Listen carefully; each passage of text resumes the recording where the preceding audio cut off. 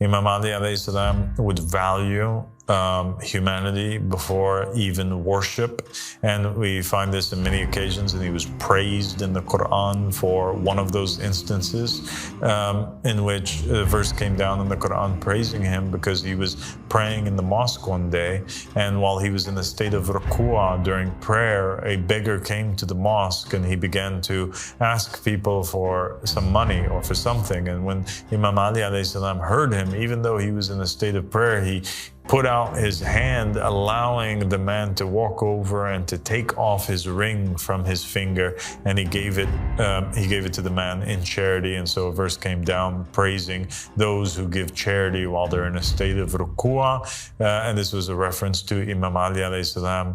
And so what does this mean? This means that God is setting the priorities straight, and the priorities for God is taking care of fellow man first. This is number one.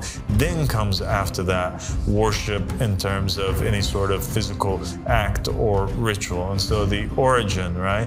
The reason why religion came down was to serve mankind, and that's why Jesus says that he's the Lord of the Sabbath, because he's a man, and the Sabbath came to serve man and not vice versa. And you have also this concept that we adhere to and we believe in, and that's that Muhammad and the family of Muhammad alayhi salam themselves, as well as every other prophet and messenger that ever came in history, they came because God thought that mankind was special.